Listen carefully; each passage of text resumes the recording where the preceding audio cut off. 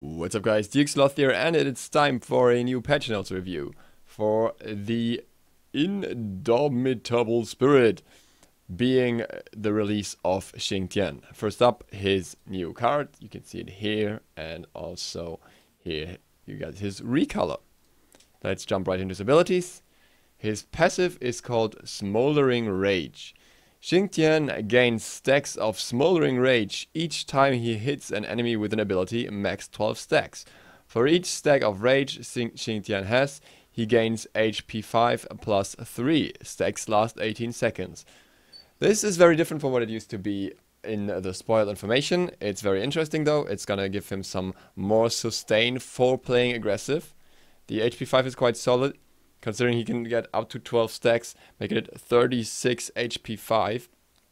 And as long as he keeps fighting enemies. And it seems to count for minions as well, as it's not specified that it has to be enemy players. And then again, it would be very mana intense to do so.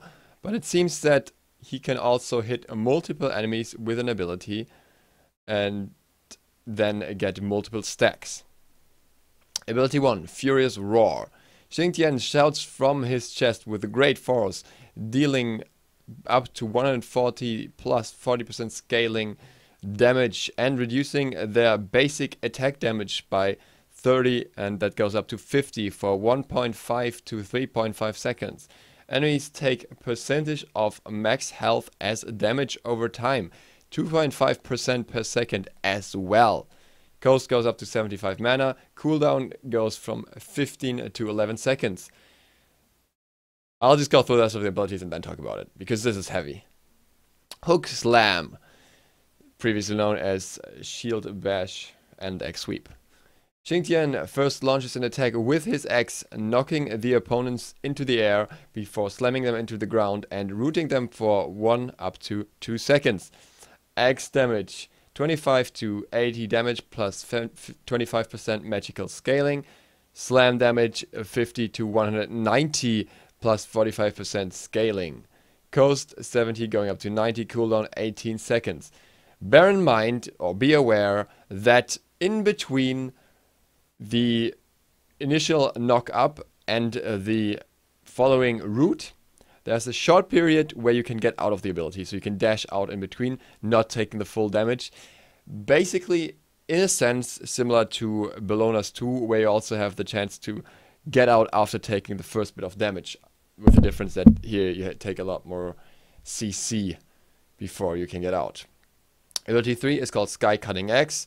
Xing Tian leaps forward, dealing damage going up from 45 to 125 plus 35% scaling to enemies when he lands, and may leap again within 2 seconds. While in the air, Xing Tian has increased protections going up from 10 to 50, which are refreshed if he connects with a target. Using another ability during this time, cancel the additional leap. Coast from 65 to 105, cooldown 14 seconds. Similar to Nemesis, anyone who's played LoL will know that Riven has a kind of similar ability in a way. Basically, giving you a lot of damage in 2 different steps that kind of connect, but in this case you have to hit both of them and you get the extra protections for that. Then there's his ultimate, which is just crazy. Whirlwind of Rage and Steel. Xing Tian spins his axe 3 times in succession, dealing 50 up to 150 damage with 50% magical power per swing, and sweeping up his enemies before throwing them. Cost 100, cooldown from 100 to 80 seconds. This ability is crazy. If you see it in game, it's just ridiculous. He picks up everyone that's in his way, and they all swing with every swing after that, unless they beats, I suppose. And then at the end get thrown in one direction. This can easily take out a whole group at Fire Giant or Gold Fury. Just picking them all up, throwing them in one spot, and blasting everything you have on them. Crazy stuff right there. His kit overall has a lot of aggression potential. I'd say more than Ares probably at this point. He can reduce damage taken from minions, while also giving himself HP 5 for aggressing. CC with his 2, and then follow up with the 3. He has got a lot of engages that enemies can't get out of very easy. Then he can follow up everyone, basically. He's got the hook slam, he's got the sky cutting axe, he's got the whirlwind that all kind of close the distance if he needs to. On top of that, he has decent scalings for a warrior.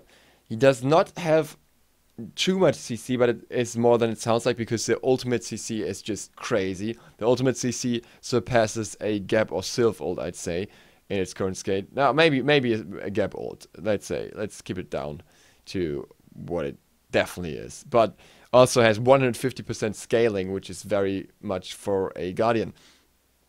All in all, this guy is gonna take out, like, he's gonna change the game in solo lane and in dual lane if he manages to sustain there somehow, because the aggression you will see from him is just over the top. I think compared to Ifris Last God, this guy will probably need to be toned down at some point. Heavy damage, nice. I like it. I think this guy can, at this point, probably do well in basically every lane but mid. I think he can go solo, I think he can go duo, I think he can also jungle, because his abilities are still mostly AoE. He can reduce damage taken from anything. The benefit is a little higher on duo with Furious Roar, but all in all, just goddamn strong. Right, moving on to skins. We've got the Ragnarok Fenrir. Nice skin. Nothing more to say than that. I never say much about skins. We've got recolor for Xing Tian, which you already saw. We've got a Volcanic Agni, who's got a complete update with the Mohawk and everything. Pretty nice, pretty nice. He keeps his old animation though. And we've got Ratatoskr with his gold and diamond skin and so on. Also sweet. We've got the voice pick for Ragnarok Fenrir to work with it. We've got the new emotes for Xing Tian, and Isis gets a special. We've got the new avatar. We got a new ward, a flower ward, that kind of loses like the leaves over time, which is pretty cool. Yeah, we've got a new splash screen art. We've got an spawn indicator for siege minions. We've got a fix for jungle practice. We've got updated art for guard select and lock-in stats. We've got a fix for VGS in some modes. We've got an achievement fix. We've got a fix for a tutorial. Alright. Item changes. Blink fixed an issue, whatever.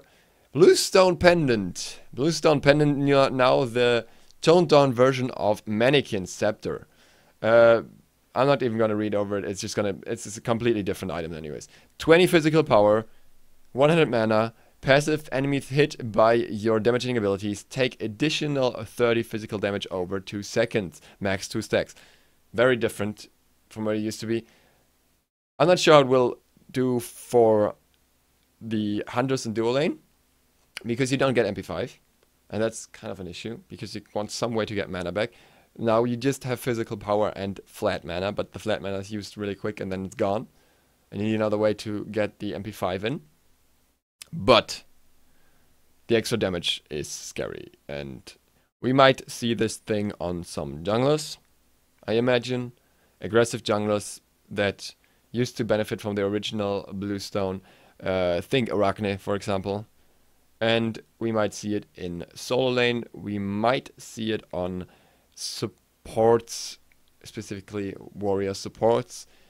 It'll have a new spot, I think. I don't think it's necessarily too much with hunters, but then again, it will help the clear of purely auto attack based hunters a lot, because it deals so much extra damage. I imagine Apollo, sorry, not purely auto, like, not purely ability, whatever. Hunters that use abilities to clear the wave. But as it only triggers on abilities, it will be very specific. Like I said, Arachne could make good use of it because it'll trigger with her spiders and her 1 and her 2, which all helps, but not every god can make good use of it now, so interesting development. Enchanted Buckler, reduced cost from 750 to 700, maybe making it a little nicer early pickup as a solo laner against MH, maybe, but not a great change really. Mail of Renewal, very deep rework, I guess, with increased cooldown reduction from 10 to 15%, Increased healing passive from 10 to 20%. Passive now also activates on objective skills, Fire Giant, Gold Fury, Juggernaut. No longer stacks up on a successful trigger. It will refresh the current duration. I don't think anyone's going to buy it now, but well, it's getting better over time. Weakening Curse. Reduced healing from 100... reduced healing reduction from 100 to 65%. This is big. This is really big because this means that you cannot counter certain guards by weakening curse only, and you need to build more anti-heal. This will make certain gods a lot more potent. It will definitely make Hercules a lot more potent again. It will make maybe Tyr a little more potent. It will make Chang'e a little more potent. She got out before with her 2, but still she's relying on the heal. Hell still doesn't have an escape, but it helps her in a way. It will make some differences for some characters. It will also make a difference for hunters who can still heal up, whereas before they couldn't with their lifesteal. So I think it's quite a heavy change. I'm not sure if I would have done it that extreme, but well. Height of the Urkin. Decreased cost from 2,500 to 2,400. Fair enough. Doesn't get picked up too often in Conquest. Maybe a little more now. Then we've got a fix for banishing with Medusa statues. Aokong gets a nerf. Good move. Dragon Call increased base damage from 30 to 90 to 35 to 95 per dragon. Slight buff there. Makes auto-attacking a little more viable again. Wildstorm reduced magical power scaling from 50% to 40%. Increased cooldown from 5 seconds to 7 seconds. Much needed. Good. Will it put him in his place? I'm not sure. Maybe. The Wildstorm nerf is quite significant, but his immediate burst is nearly the same because he still procs Poly, he still procs Soul Reaver, so he will probably not be trash or anything, but a little nerf in the right direction. Also making him a little more dependent on cooldown reduction. Okay, Bracken just gets some irrelevant fixes. There is a irrelevant fix for Chang'e as well. Fenrir get a little fix for Brutalize, just specifically to Capri. Guan Yu gets a buff. Guan Yu is a warrior who excels at around being in a fight, shredding protections, healing his team, and dashing through targets.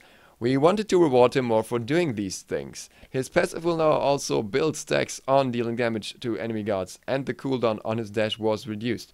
He should now be able to assist his team with more powerful heals and use his lower cooldown to be in better positions. Painless. Guan Yu now builds stacks upon dealing damage to an enemy god as well as receiving damage. That means all his abilities. That means Talu Assault. Every single tick of Talu Assault gives you a stack for healing. He's gonna heal a lot more. This is quite good for him. I'm not sure where it puts him, because I think it will put him like in a mid tier now. There might be somebody like figuring out how to make him completely broken with this, but overall he's gonna heal a lot more for a lot higher amounts, so that's very good for him as a support and as a solo laner. And then we got Warriors will increase slow from 20 to 30%, which is nice, and reduce the cooldown from 14 seconds to 12 seconds. Also giving him a little more power. More power to you, Guan. Interesting. Hercules, just another fix. Hu Yi, improved highlighting accuracy. Janus, improved highlighting accuracy. Capri gets a little nerf. Little mana cost increase on Rising Dawn from 40 to 50 to 70. Good. That ability is very strong. It shouldn't be spammable. Solar Flare, excuse me. Increased cooldown from 15 seconds to 18 seconds. I don't think Solar Flare is his problem. It's not what makes him scary, but fair enough. I would like to see a little nerf on the Ultimate stat, maybe cooldown increase or something around that, or maybe another little nerf to the other numbers on his too, but we're going somewhere. It's a start. Kumbhakarna gets buffs. Poor Kumbhakarna was underperforming across the board, so we looked at some key aspects of his kit. Of hit kit. Hit kit, damn it. What is hit kit? We brought up the damage and root duration of Groggy Strike, as it was a very long channel and for not much payoff. In a previous patch, we split the damage from Epic Uppercut so that he could deal some damage up front, but it reduced the area of effect damage, of the landing. We like the split, but we want to bring back some of the reward for hitting players with the landing of the ultimate. So, Groggy Strike, damage increase is huge. 50 to 210 before, now 70 to 270. That might even give him more power into the solo lane. Or the mid lane. This is making him strong. Because on top of that, he gets a root duration from 1.5 seconds to 2 seconds. He was a CC monster before. Now you kinda have to dodge the Groggy Strike, which you didn't have to before, but now you don't want to get rid for 2 seconds because his team can just take you down in that time, I guess. So, ouch. Kumba wasn't I don't think it will necessarily make him great as a support, but it will definitely give him some options in the solo lane with increased damage for better clear early and stuff. It's solid. Epic Uppercut. Increased landing damage from 225 to 525, and the new numbers are 250 to 650. Oh, even more damage. Change the scaling since it's gonna be crazy, huh? Medusa just gets a visual fix. Mercury gets a little increase on his power. Fastest God Alive increased additional power from 25 to 30% of his movement speed from items. Not gonna put him back in a good place, I think, but it's something. Nox cannot be pulled from Capri after she uses Shadowlock on a target. Makes sense. Ravana, 10-handed Shadow Fist, increased health return from 15 to 65 to 15 to 75. Oh, hey. It does a lot for him. Not. Ymir, Ice Wall, fixed. Ranks 2 and 3 being 1 second shorter than stated. Ouch. Alright. Before I end this, I will hopefully get the chance to go onto the new Xing Tian release. Excuse me. Post. Maybe I can. Nope, it's not there yet. I tried the links before, but it does not seem to want to work. I'm very sorry about that. I'll find out about it later. Until then, thank you guys for watching. I hope this was interesting, informative, whatsoever. Duke Sloth, out.